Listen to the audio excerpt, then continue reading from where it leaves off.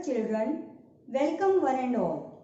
This is Manju Bhardwaj, lecturer in English, Sector 47, Government Model Senior Secondary School, Gurugram.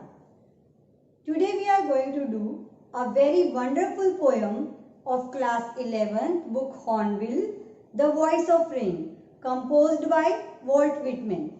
Let's see what Walt Whitman wants to convey through this poem. Dear students, आज हम क्या क्या cover करेंगे।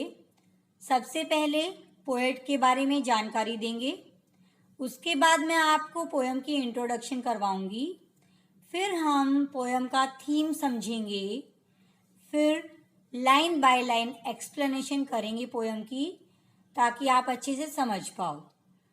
Poetic devices भी करेंगे जो इस poem में यूज़ हुए हैं। इसके बाद मैं आपको कुछ इम्पोर्टेंट पॉइंट्स बताऊंगी जिन्हें याद करके आप अपने आंसर्स बहुत अच्छे से अटेम्प्ट कर सकेंगे और उसके बाद हम इम्पोर्टेंट क्वेश्चंस डिस्कस करेंगे। तो चलिए स्टार्ट करते हैं अपनी पोएम। प्यारे बच्चों, इससे पहले कि मैं आपको वोल्ट विटमैन के बारे में कुछ बताऊं, मैं आपको सजेस्ट करना चाहूँगी कि आपको पोएट का नेम बिल्कुल करेक्ट स्पेलिंग के साथ लर्न करना है। ना केवल इस पोएम में बल्कि हर पोएम के पोएट के नेम की करेक्ट स्पेलिंग आपको लर्न करनी है, क्योंकि कॉम्प्रिहेंशन पैसेजेस में ये क्वेश्चन ज़रूर आता है, who is the poet of the poem. Walt Whitman was one of the early American poets who wrote in a style that can be considered as American.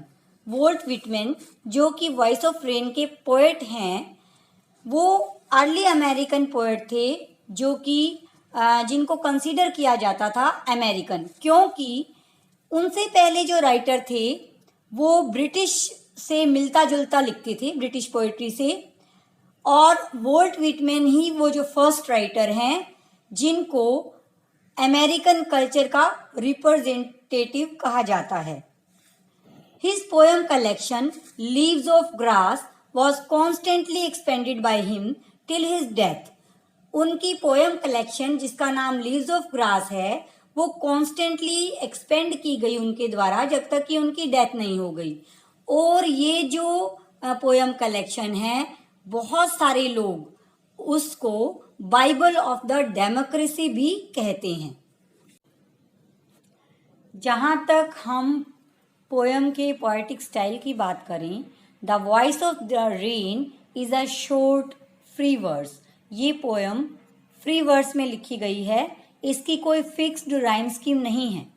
It was originally published in 1885 in a periodical but was later reprinted in Whitman's leaves of grass. पहले एक periodical में publish हुई थी 1885 में, लेकिन बाद में जो फेमस कलेक्शन पोएम है लीव्स ऑफ ग्रास, उसमें इसे रीप्रिंट किया गया। In the poem the speaker listens to the personified figure of rain. इसमें रेन को पर्सोनिफाई किया गया है और स्पीकर उसकी आवाज़ को सुनता है और इतना वो इस चीज़ से मेस्मराइज हो जाता है कि अचानक से पूछ लेता है कि तुम कौन हो, हु आर यू। और जब वो ये क्वेश्चन पूछता है तो स्ट्रेंजली उसे आंसर भी मिल जाता है, और यही हम इस पोएम में डिस्कस करेंगे। डियर स्टूडेंट्स, अब हम पोएम के इम्पोर्टेंट वर्ड्स डिस्कस करेंगे। ये जो न्यू वर्ड्स होते हैं ये जानना बहुत ज़रूरी है, क्योंकि एक तो ये आपको आंसर फ्रेम करने में हेल्प करेंगे, दूसरा आपकी वोकेबलरी भी एनहांस होगी। इससे आप सेंटेंस फॉर्मेशन को इजीली कर पाएंगे। First word is who art thou, means who are you. Archaic word है ये। आर्किक वर्ड्स कौन से होते हैं? ओल्ड फैशन, पुराने फैशन में, अब इनका प्रचलन इतना नहीं है। Next word is eternal. Eternal means never ending, never ending और एवरलास्टिंग, जो हमेशा चलता रहे, कभी खत्म ना हो। Next word is impalpable. Impalpable means which cannot be described, only can be felt, जिसे हम सिर्फ महसूस कर सकते हैं, डिस्क्राइब नहीं किया जा सकता. Next word is whence. Whence is also archaic word. ये भी एक आर्किक वर्ड है और इसका मीनिंग है फ्रॉम वेयर, जहां से. Next word is vaguely. Vaguely means not clear और अनसर्टेन, अनिश्चित, अजीब. Next word is descent. Descent means come down, नीचे की तरफ आना. अगला जो शब्द है लेव. लेव मीन्स वॉश, बेद, वॉश कर देना. फिर आता है एटमीज. एटमीज मीन एटम, स्मॉलेस्ट पार्टिकल, सबसे छोटा पार्टिकल जो होता है. एटम से ये वर्ड आया है एटमीज. तो थोड़े से जो पोएट जो होते हैं वो वर्ड्स को चेंज कर सकते हैं so that it can fit into rhythm and rhyme. Next word is latent. Latent mean hidden और बरीड, छुपा हुआ. नेक्स्ट वर्ड रेक्ड और अनरेक्ड मीन्स हर्ड और अनहर्ड, या फिर फेल्ट और अनफेल्ट. डियर स्टूडेंट्स, इस पोएम में वॉल्ट विटमैन ने मोटरसाइकिल को बहुत ही beautiful, poetic and philosophical manner में डिस्क्राइब किया है. Now let's move to the poem. Open your books. So students, have you opened the page containing poem? Let's start. अब हम पोएम को रीड करेंगे और इसको लाइन बाय लाइन समझेंगे. Stanza 1 goes like this. And who art thou? Said I to the soft falling shower, which, strange to tell, gave me an answer as here translated. One day it was raining very softly, means drizzling. एक दिन softly, बहुत soft manner में बारिश हो रही थी, जिसे हम ड्रिजलिंग भी कहते हैं. अचानक से पोएट क्वेश्चन पूछ लेता है, who are you. Who art thou mean who are you, तुम कौन हो. But he surprise to find that actually rain gave answers. Strange to tell, give me an answer. क्या मीनिंग है इसका? कि उन्हें आंसर भी मिल जाता है. पोएट को ये अजीब लगा कि रेन तो बोल नहीं सकती, फिर भी आंसर मिल रहा है, और उन्होंने हमारे लिए यही आंसर ट्रांसलेट किया है पोएम में. आई am the poem of earth, said the voice of the rain. Eternal I rise impalpable out of the land and the bottomless sea. Voice of rain answer करती है कि मैं अर्थ की poem हूँ. Eternal. Eternal mean never ending. ये eternal क्यों कहा गया है? क्योंकि जो रेन का प्रोसेस है वो नेवर एंडिंग है, एटर्नल है. हमेशा जब हम नहीं थे तब भी रेन आती थी, जब हम नहीं रहेंगे तब भी ये प्रोसेस यूं ही चलता जाएगा. आई राइज इम्पाल्पेबल. राइज करती हूँ मैं. Impalpable means which can not felt और टच्ड. यहाँ पर इवेपोरेशन का प्रोसेस बताया गया है. जब वाटर वेपर फॉर्म में होती हैं तो प्योर फॉर्म में हम उसे टच नहीं कर सकते. तो मैं एटर्नल हूँ, मैं इम्पैल्पेबल हूँ और मैं राइज करती हूँ लैंड से एंड बॉटमलेस सी से. बॉटमलेस सी, ये जो है सी बहुत डीप होता है, लेकिन ऐसा नहीं होता कि बॉटम है ही नहीं उसका. बॉटम तो होता है. तो यहाँ पर इसे एग्जैजरेटेड किया गया है. स्टैंजा 2. यहाँ पर स्टूडेंट्स क्या बोलती है rain? Upward to heaven whence vaguely formed, altogether changed and yet the same. Upward to heaven.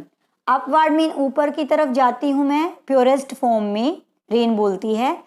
Haven, haven mean स्वर्ग. कहाँ है वो? स्काई में, mean sky. Whence, from where. Whence का मीनिंग क्या होता है? From where. Vaguely formed. Vaguely होता है अनक्लियर. वहाँ पर मेरी जो फॉर्म है वो बिल्कुल अजीब हो जाती है, चेंज हो जाती है, अलग अलग शेप में होते हैं ना क्लाउड्स, तो इसलिए यहाँ पर वो क्लाउड फॉर्म में आ जाती है, तो शेप जो है ऑल टुगेदर चेंज्ड, पूरी तरह से शेप चेंज हो जाती है। एंड येट द सेम, लेकिन फिर भी वो सेम है। यहाँ पर कितना कॉन्ट्राडिक्टरी पोएट बोल रहे हैं कि चेंज भी हो जाती है और सेम भी रहती है, लेकिन इससे क्या प्रूव होता है कि जो वाटर है भले ही वो क्लाउड फॉर्म में आ गया, लेकिन है तो वाटर ही, इसीलिए क्या कहा गया है, येट द सेम। तो यहाँ पर वाटर साइकिल से कंपैरिजन किया गया है। वाटर साइकिल में भी सेम प्रोसेस होता है। सबसे पहले वाटर जो है इवेपोरेट होता है सी से और लैंड से। इवेपोरेट होकर वो स्काई में जाता है, जहाँ पर कंडेंस होकर क्लाउड फॉर्म कर जाते हैं। क्लाउड फॉर्म होने के बाद इन the form of rain again it descends down, वापस ये बारिश के पानी की फॉर्म लेकर नीचे आ जाता है और नीचे वापस धरती में और समुद्र में चला जाता है। स्टूडेंट्स, आगे वॉइस ऑफ रेन बोलती है, I descend to lave the droughts, atoms, dust layers of the globe, and all that in them without me were seeds only, latent, unborn. I descend to live. Descend mean नीचे आना, come down. To live, to wash. The droughts. Droughts होता है सूखा. तो मैं नीचे आती हूँ so that droughts can be ended. Atom is smallest particle, tiny. छोटे छोटे जो एटम्स हैं, छोटे से छोटे पार्टिकल जो कि कवर हो चुके हैं डस्ट लेयर से। ग्लोब का हर कण डस्ट लेयर उसके ऊपर जमा हो चुकी है, उसे भी मैं नीचे आकर वॉश कर देती हूँ। And all that in them without me were seeds, और सीड्स के बारे में बताते हुए रेन बोलती है कि अर्थ के अंदर जो सीड्स हैं, अगर मैं ना आऊँ तो वो भी लेटेंट मतलब हिडन, वो भी उसके अंदर हिडन एंड अनबोर्न मीन्स वो जर्मिनेट नहीं हो सकते जब तक कि मैं ना आऊँ, यानी कि सीड्स को अगर वाटर नहीं मिलेगा तो उनका जर्मिनेशन पॉसिबल नहीं है। Let's do stanza 3 students. And forever by day and night I give back life to my own origin and make pure and beautify it. And forever, और इस तरह से वॉइस ऑफ रेन बोलती है कि इस तरह से, फॉर एवर मीन हमेशा, बाय डे एंड नाइट दिन रात, आई गिव बैक लाइफ मैं वापस लाइफ देती हूँ to my own origin. On origin means खुद की ओरिजिन। खुद की ओरिजिन क्या है, कहाँ से ओरिजिनेट हुई थी रेन, लैंड से एंड सी से। तो इस तरह से वो कहती है कि मैं वॉश करती हूँ, पोल्यूशन फ्री बनाती हूँ, हर तरफ ग्रीनरी क्रिएट करती हूँ, और इस तरह से मैं अर्थ को प्योर बनाती हूँ और ब्यूटीफुल बनाती हूँ। And make pure and beautify it. तो वॉइस ऑफ रेन बोलती है कि मैं अपने ओरिजिन को ही सुंदर बनाती हूँ, मेरी हेल्प से ही ये सब पॉसिबल है। For song issuing from its birthplace, after fulfillment, wandering, wrecked or unwrecked, duly with love returns. Look at these last 2 lines of the 3rd stanza students. ये lines जो हैं ये ब्रैकेट में दी गई हैं. It means it's not part of conversation between poet and rain. ये जो है बातचीत का हिस्सा नहीं है, पोएट और रेन के बीच में जो बात हो रही है उसका हिस्सा नहीं है, इसलिए इन्हें ब्रैकेट में रखा गया है। एक क्वेश्चन आ जाता है, why last 2 lines of stanza 3 are put in bracket, क्यों रखा गया है? तो इसका आंसर यही होगा क्योंकि ये कन्वर्सेशन का हिस्सा नहीं है, इसीलिए इन्हें ब्रैकेट में रखा गया है। For song issuing from its birth place, यहाँ पर इन लाइन्स में पोएट ने सॉन्ग से कंपेयर किया है रेन को। क्यों कंपेयर किया है? Issuing from its birth place, कहते हैं रेन की तरह ही, जैसे रेन का बर्थ प्लेस सी है, वहाँ वो हार्ट से ओरिजिनेट होता है, इसी तरह सॉन्ग का जो बर्थ प्लेस है वो पोएट का हार्ट है, उसके दिल से ओरिजिनेट होता है। आफ्टर फुलफिलमेंट वो एन्जॉयमेंट देता है लोगों को, हर कोई उसे सुनता है, इस तरह से वो एक से दूसरी जगह जाते जाते सिमिलरली रेन भी सब चीज़ों को ब्यूटीफाई करती है, ओरिजिनेट करती है, वॉश करती है। ये सब करते हुए दोनों ही अपने ओरिजिनल प्लेस पे वापस आ जाते हैं। फुलफिलमेंट मीन्स सबको एन्जॉयमेंट देते हुए, वॉन्डरिंग मतलब घूमते हुए, रेक्ड और अनरेक्ड मीन्स वो कोई उन्हें सुने या ना सुने, हर्ड और unheard. Duly with love returns, वो पूरी रिस्पेक्ट के साथ अपने ओरिजिनल प्लेस पे वापस आ जाते हैं। So here the poem ends. So students, अभी हमने स्टेंजा वाइज एक्सप्लेनेशन की पोएम की। आई होप ये आपको समझ आ गई। आइए अब हम पोएम का थीम डिस्कस करते हैं। The major theme of the poem can be fulfilment possible through the cycle of creation. Major theme क्या है कि जो साइकिल ऑफ क्रिएशन है उसकी हेल्प से किस तरह से हमारी जो फुलफिलमेंट्स नीड्स हैं उनको फुलफिल किया जाता है। B it the cyclic creation of the life and freshness by the rain, चाहे तो आप इसको साइक्लिक मोमेंट ऑफ रेन कह दें जिससे कि हमें फ्रेशनेस मिलती है, और the creation of poem by a poet, या फिर ये एक पोएट के द्वारा पोएम का क्रिएशन भी हो सकता है। The poet also talks about the similarity between the nature of music and rain.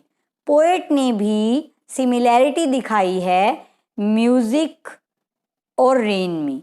Just as rain return to its origin, जैसे कि रेन वापस अपने ओरिजिनल प्लेस पर आ जाती है after moving through the world, पूरे संसार में घूमकर, music returns to its creator, music भी इस अपने क्रिएटर के पास वापस आ जाता है after spreading through the world, पूरे वर्ल्ड में घूमकर म्यूजिक भी अपने क्रिएटर यानी कि उसको बनाने वाले के पास वापस आ जाता है।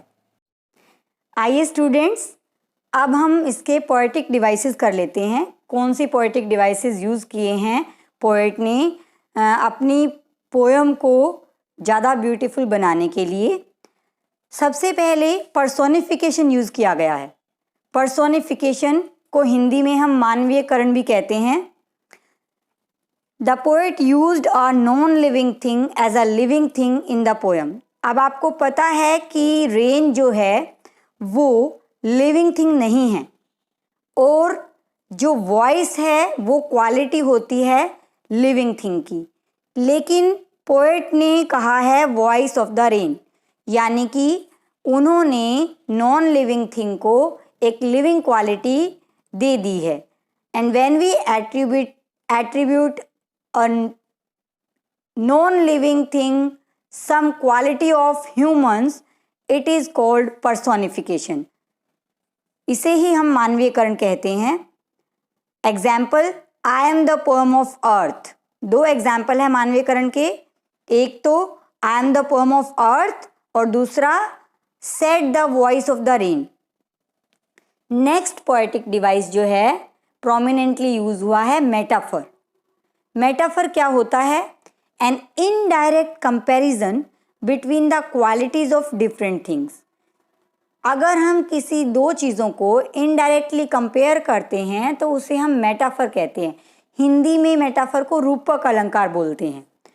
तो मेटाफर को हम कैसे पहचानते हैं? देखिए, अगर we are comparing two things without using word like, as और सो, इनका यूज़ किए बिना अगर हम कंपैरिजन करते हैं तो वो मेटाफर कहलाता है। और अगर इन शब्दों का यूज़ करके करें एज, लाइक और सो, तो वो सिमिली कहलाता है. For example, she is like rose, तो ये जो पोएटिक डिवाइस है वो सिमिली हो जाता है. लेकिन अगर हम कहें शी इज़ रोज़, वो रोज़ है, तो हमने कंपैरिजन तो किया बट वर्ड्स यूज़ नहीं किए, तो ये कौन सा डिवाइस हो गया? मेटाफर. पोएम में इसके एग्जाम्पल कौन कौन से हैं? I am the poem of earth, और second example, rain is being compare to a poem. Rain को कंपेयर किया गया है पोएम के साथ, और इस डिवाइस को हम क्या कह रहे हैं? मेटाफर. नेक्स्ट डिवाइस है हाइपरबोले. हाइपरबोले कब होता है? जब एग्जैजरेटेड स्टेटमेंट्स का यूज किया जाता है. बॉटमलेस सी. अब सी जो है, भले ही उसका बॉटम हमें नजर नहीं आता, लेकिन होता तो है, लेकिन यहाँ पर सी को बॉटमलेस कह दिया गया है, इसीलिए इसे हम हाइपरबोले बोलेंगे. नेक्स्ट डिवाइस है imagery. Visual description of something. अगर हम किसी चीज़ को विजुअलाइज कर पाएं तो उस डिवाइस को हम कहते हैं इमेजरी. जैसे सॉफ्ट फॉलिंग शावर. अब बारिश तो कई तरह से आती है, तेज भी आती है, जेंटल वे में भी आती है. जब सॉफ्ट फॉलिंग शावर बोल रहे हैं तो हम इमेजिन कर पा रहे हैं कि किस तरह की बारिश आ रही है, और इस डिवाइस को हम क्या कह रहे हैं? इमेजरी. तो स्टूडेंट्स, आपको पोएटिक डिवाइसेस समझ आ गए. अब मैं आपको कुछ इम्पोर्टेंट पॉइंट्स बताऊंगी जिनको याद करके आप हर क्वेश्चन, चाहे किसी भी फॉर्म में कोई भी क्वेश्चन आ जाए पोएम का, वो आप फ्रेम कर पाएंगे. कौन से हैं वो इम्पोर्टेंट पॉइंट्स? देख लेते हैं. लर्न करेंगे ना? All right. There are two voices in the poem, the poet's and the rain's. Poem में दो वॉइसेस हैं, एक तो पोएट की और दूसरी रेन की. It is indicated by the conversational tone of the poem. और ये कहाँ से पता चलता है? ये जो tone of the poem conversational है ना, बातचीत वाली, इससे हमें पता चला कि टू वॉइसेस है. Next point, it is surprising for the poet to receive a reply from the rain. It is a symbol of personification. Poet को जो आंसर मिला ये बहुत सरप्राइजिंग था पोएट के लिए, और ये किस चीज का सिंबल है? पर्सोनिफिकेशन का. There is a parallel in the rain and music due to their cyclic nature. Next important point ये है कि पैरेललिज्म शो किया गया है रेन और म्यूजिक के बीच में, और जो उनके साइक्लिक नेचर की वजह से है. Last point, the last two lines are not a part of the conversation between the poet and the rain. कि जो दो लाइन थी लास्ट वाली, वो पोएट और रेन के बीच में कन्वर्सेशन है, उसका हिस्सा नहीं है, but rather are philosophical statements of the poet. क्या है वो फिलोसफिकल स्टेटमेंट है पोएट की. तो ये इंपॉर्टेंट पॉइंट्स थे. ओके डियर स्टूडेंट्स, हमने पोएम की फुल एक्सप्लेनेशन कर ली है, न्यू वर्ड्स भी हमने कर लिए और पोएटिक डिवाइसेस भी कवर कर लिए. I hope you have understood all this. Now let's discuss question answer of the poem. Dear students, here are some important question, textual question which generally comes in your exam. Generally ये आपके exam में भी आ जाते हैं, तो बहुत ही ध्यान से इन्हें समझना. First question is, how is the cyclic movement of rain brought out in the poem? Rain की साइक्लिक मूवमेंट को किस तरह से दिखाया गया है पोएम में? Answer is, in this poem the rain tells the poet that it takes birth from the land and the sea. Poem में रेन बताती है पोएट को कि इसका जो बर्थ प्लेस है वो लैंड एंड सी दोनों हैं. देन इट गोज अपवर्ड, वहां से वो ऊपर की तरफ जाती है, एंड इज चेंज्ड, और वहां जाकर पूरी फॉर्म चेंज हो जाती है. कैसे चेंज होती है? क्लाउड फॉर्म हो जाते हैं. Then it falls to the earth, फिर ये वापस अर्थ में आती है, एंड द ओशन, अर्थ और ओशन में वापस आती है in the form of rain. Cloud से रेन की फॉर्म में वापस नीचे आती है to the earth and ocean. This is the cyclic movement that science describes to us. और ये जो साइक्लिक मूवमेंट है ये साइंस में भी डिस्क्राइब की जाती है किस तरह से वाटर साइकिल की फॉर्म में डिस्क्राइब, आपने छोटी क्लासेस में पढ़ा भी होगा कि किस तरह से वाटर साइकिल दिखाई जाती है कि पहले ये लैंड और सी में जो वाटर होता है वहाँ से with the help of sunlight, गर्मी की वजह से वो इवेपोरेट हो जाता है, इवेपोरेट होकर ऊपर जाता है, ऊपर जाकर क्योंकि पानी वहां पर जो टेम्परेचर है वो डिफरेंट होता है तो वो कंडेंस हो जाता है, कंडेंस होकर वाटर ड्रॉपलेट बन जाती है जो कि क्लाउड फॉर्म में होती है और कुछ टाइम बाद ये रेन की फॉर्म में वापस नीचे आ जाता है। इस तरह से कंडेंसेशन और इवेपोरेशन का प्रोसेस चलता जाता है और इसे ही साइक्लिक मूवमेंट ऑफ वाटर कहते हैं और वाटर साइकिल बोलते हैं। Next question is there are two voices in the poem. Poem में दो वॉइसेस हैं। Who do they belong to, किसकी हैं वो voices, and which line indicate this, और पोएम में किन लाइन से आपको ये पता चलता है कि ये जो दो वॉइसेस हैं ये किसकी है। बताइए students. Yes, you are right. पता है मुझे कि आप इसका आंसर बहुत अच्छे से पता है। क्या है answer? There are two voices in the poem. दो voices हैं, the poets and the rains. Important point में मैंने बताया था ना आपको ये कि दो voices हैं। तो किसकी है वो दो voices? एक voice तो poet की है और दूसरी voice rain की है। It is indicated by the conversational tone of the poem. कहाँ से पता चला हमें ये कि ये voices किसकी है? Conversational tone of the poem. जो बातचीत वाला लहजा है पोएम का, उससे हमें पता चला कि दो वॉइसेस हैं, एक वॉइस पोएट की और दूसरी वॉइस रेन की। एंड हु आर्ट दाउ, और पोएम में एक लाइन है हु आर्ट दाउ, तुम कौन हो। सेड आई, मैंने कहा। तो ये जो लाइन है इससे हमें पता चलता है the response received shows the rain's voice. इस रिस्पॉन्स से हमें पता चलता है कि ये जो वॉइस है ये रेन की वॉइस है। I am the poem of earth, said the voice of the rain. क्या कहती है वो वॉइस कि मैं अर्थ की पोयम हूं। और किसने कहा था? Said the voice of the rain.